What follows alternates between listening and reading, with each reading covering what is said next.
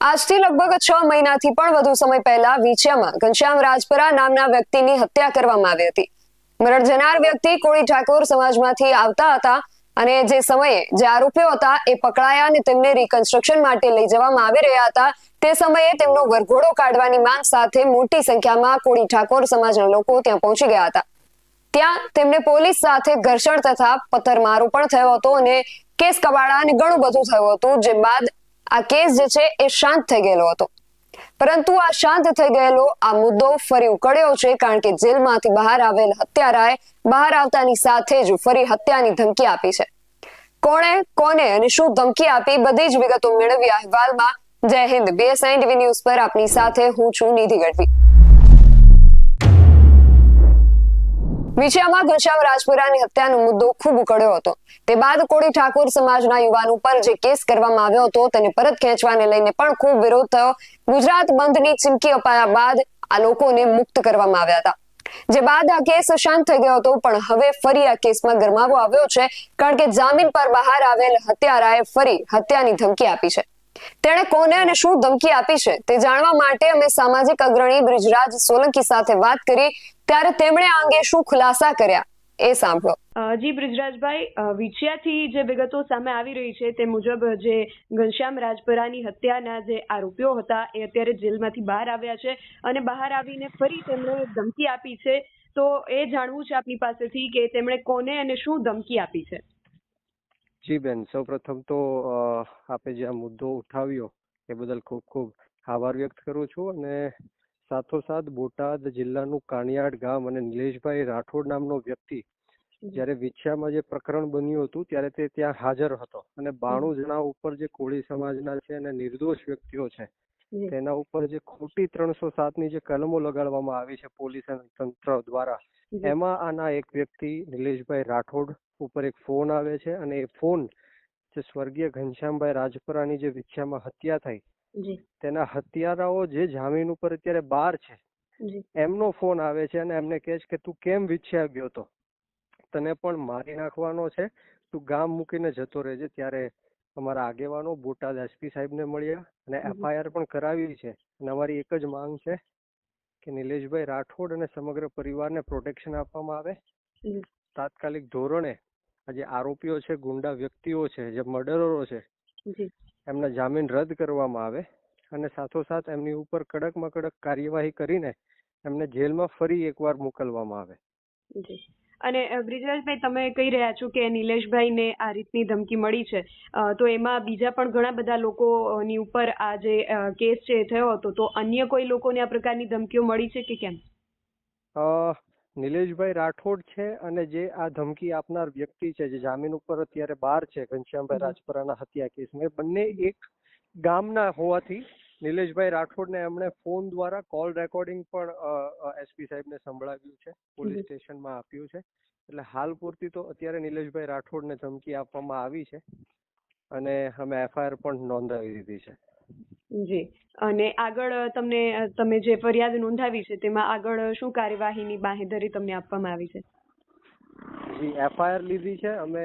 જે મેં કીધું એમ કે નિલેશભાઈ રાઠોડ અને સમગ્ર પરિવારની પ્રોટેક્શનની માંગ કરી છે, જામીન એમના રદ કરવાની માંગ કરી છે અને જે આરોપી છે જેમણે ધમકી આપી છે એને કડકમાં કડક અને જેલમાં ફરી એકવાર નાખવામાં આવે એની બાહેધરી પોલીસે આપી છે. અને જો આ કોઈ પણ વસ્તુ નહીં થાય તો આવનારા દિવસોમાં અમે જેમ વિછિયા જસદણ ખાતે સંમેલન અને વિરોધ પ્રદર્શન કર્યું હતું એમ આવનારા દિવસોમાં બોટાદમાં પણ સમસ્ત કોળી સમાજના બેનર નીચે જો કોળી સમાજ સાથે અન્યાય થશે તો મહાસંમેલન કરવાનું અમે આયોજન વિચારી રહ્યા છીએ. જી બ્રિજરાજભાઈ, આપ અમારી સાથે જોડાયા તે બદલ આપનો ખૂબ આભાર. થેન્ક યુ બેન. જેમને ધમકી આપવામાં આવી છે એ નિલેશભાઈ રાઠોડના પત્નીનું એવું કહેવું છે કે જામીન મુક્ત આરોપીએ એવું કહ્યું કે એ 20 લાખ રૂપિયા આપીને બહાર આવ્યો છે. તેમણે આ અંગે શું ખુલાસાઓ કર્યા એ પણ સાંભળીએ. ધમકી આપી હતી મારા ઘરવાળાને કે તું વિછિયા કાંડમાં ગયો એટલે તારે હાથ પગ ભાંગવાના આવશે ને 5 દિવસની અંદરમાં તને ઉપાડી લેવામાં આવશે. તો વિછિયા કાંડમાં અમારે કોળી સમાજ હતી, અમારે જવું પડે. કેમ અમને વારંવાર ધમકી આપે છે મારા ઘરવાળાને? જયારે જીતા તને જાનથી મારી નાખીશ, તારી ઉપર ગાડી ચડાવી દઈશ, આમ કરીશ, અને ઘરમાં આવીને મારીશ. એટલે એને કોઈ કાયદો લાગુ જ નથી પડતો. હમણાં એક મર્ડર કર્યો રામે વિછ્યામાં આપણા પોલીસ સમાજનો એમાં એને જતો કર્યો, એના જામીન રદ કરીને એને બહાર કાઢ્યો, પૈસા ભરીને છૂટો થઈ ગયો. પૈસા પાવર વાળો માણસ છે એટલે અમારા ગરીબ માણસનો કોઈ વેલ્યુ જ નથી. ફનફાવે એવું વર્તન કરવાનો. મારા ઘરવાળાને કાંઈ થશે ને તો હું આખી અમારી સમાજ ભેગી કરી અને રબારીને હું હારામાં હારી સજા દઈશ, કડકમાં કડક સજા દઈશ. બસ મારા ઘરવાળાને કેમ એવું બધું વારંવાર ધમકી આવે છે, મન ફાવે એવું વર્તન કર્યા, ઘરમાં કાઢીને બધાને મારીશ, એટલું બધું કેમ પાવર આવી ગયું એને? અને એ રામાને કોઈ પોલીસનો ખોફ ડર નથી. એમ કે છે કે એક એફઆર ફાટી ગઈ છે, બીજી ફાટી જાય ને તો મારે કાંઈ ફેર પડે એવું નથી. એમાં 20 લાખ ભરીને નીકળ્યો છે અને તારા 5 લાખ બગાડવા પડે ને તો મારે કાંઈ ફેર જ નથી પડવા. વિછ્યા કાંડમાં 20 લાખ રૂપિયા ભરીને છૂટો થયો છે એમ કે છે, અને તારામાં 5 લાખ બગાડીશ ને તો મને કાંઈ ફરક નહીં પડે એમ કે છે. તારા દ્વિગણ તો થઈ ખુલ્લેઆમ જાય ધમકી છે. દીધી છે. 5 દિવસની ધમકી દીધી છે, 5 દિવસમાં તું નહીં હોય. આ 3જો દિવસ થયો છે. આજ રોજ બોટાદ મુકામે એસપી કચેરી ખાતે સમસ્ત કોળી સમાજના આગેવાનો અને યુવાનો આવ્યા છે. કારણ કે કાનિયાડ ગામે નિલેશભાઈ રાઠોડ નામના વ્યક્તિને જે જસદણ વિછ્યાની અંદર સ્વર્ગીય ઘનશ્યામભાઈ રાજપરાના હત્યારાઓ હતા, જે હમણાં જ જામીન ઉપર છૂટ્યા હતા, તેમાંથી એકે બોટાદના કાનિયાડ ગામના નિલેશભાઈ રાઠોડને ફોન કરીને ધમકી આપી કે તને પણ મારી નાખવાનો છે, ગામ મૂકીને વયો જજે. એના અનુસંધાને આજે બોટાદ એસપી ખાતે મુકેશભાઈ હોય, પરસોત્તમભાઈ હોય અને તમામ સમાજના આગેવાનો અને યુવાનો એસપી સાહેબને રજૂઆત કરવા માટે આવ્યા હતા કે અવારનવાર કોળી સમાજ સાથે જ અન્યાય કેમ, કોળી સમાજના હક અધિકાર અને ન્યાય કરવાની વાત આવે ત્યારે આવા માથાભારે માણસો, ગુંડા વ્યક્તિઓ કોળી સમાજને એમ કેમ પ્રકારે દબાવી દેવાના, ધમકાવવાના, માર મારવાના, મર્ડરો કરવાના, બહેનો દીકરીઓની છેડતી કરવાના, જમીન માફિયાઓ જમીન હડપવાના પ્રયત્ન કરતા હોય ત્યારે કોળી સમાજ સાથે જ અત્યાચાર કેમ? અમે એસપી સાહેબને નિવેદન કરવા માટે આવ્યા છીએ, આવેદનપત્ર આપવા માટે આવ્યા છીએ કે તાત્કાલિક ધોરણે નિલેશભાઈ રાઠોડ અને સમગ્ર પરિવારને પ્રોટેક્શન આપવામાં આવે. જે કોઈ પણ આરોપી એમને ધમકી આપે છે એમની તાત્કાલિક જામીન અરજી રદ કરવામાં આવે, એમની ધરપકડ કરવામાં આવે અને કડકમાં કડક ગુના સાથે એમને ફરી એકવાર જેલમાં મોકલવામાં આવે એવી જ અરજી અને એવી જ આશા સાથે અમે એસપી કચેરી બોટાદ ખાતે આજે પધાર્યા છીએ. મીટિંગમાં કેમ ગયો હતો? આવી રીતે બોટાદ જિલ્લાની વાત કરું તો બોટાદ જિલ્લાનો એક કોળી સમાજનો દીકરો જ્યારે કોઈ સામે અવાજ ઉઠાવે ત્યારે સામા ગુંડાઓ દ્વારા એમને ધાક ધમકી આપીને ખૂબ પરેશાન કરવામાં આવે છે.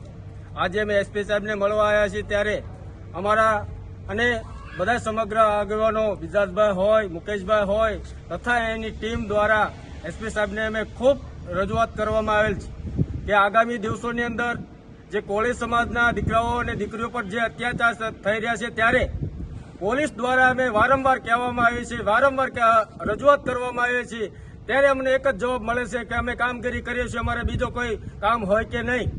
ત્યાર પછી હવે દરેક સમાજના આગેવાનોને નક્કી કરેલું છે કે આવા આરોપીઓને જો જેલના સળિયા પાછળ ફરી વખત એમના જામીન રદ કરવામાં નહીં આવે તો કોળી સમાજના યુવાનો દ્વારા બોટાદ જિલ્લાના કોળી સમાજ યુવાનો હવે જાગી ગયા છે. જ્યારે કોળી સમાજના યુવાનો જ્યારે પોલીસમાં રજૂઆત કરવા જાય ત્યારે પોલીસ જો આ વાત સાચી છે અને જામીન પર બહાર આવેલ આરોપી પૈસા ખવડાવીને બહાર આવ્યા છે તો આ ચિંતાજનક બાબત છે. અને એનાથી પણ વિશેષ જેલમાંથી બહાર આવીને પણ જો અંતે આ લોકો સુધરવાની જગ્યાએ વધુ બગડતા જાય તો આનાથી પણ વધુ આકરી સજા તેમને થવી જોઈએ આગળ હવે શું થાય છે. આ વિશે તમારું શું માનવું છે અમને કમેન્ટ કરીને ચોક્કસથી જણાવજો. આવા જ વધુ અહેવાલો સાથે મળતા રહીશું. તમે મારી YouTube ચેનલને સબસ્ક્રાઇબ કરવાનું અને અમને Facebook અને Instagram પર ફોલો કરવાનું ભૂલશો નહીં. બાકી અમને અપડેટ્સ માટે આપ જોતા રહો BSN TV ન્યૂઝ. નમસ્કાર.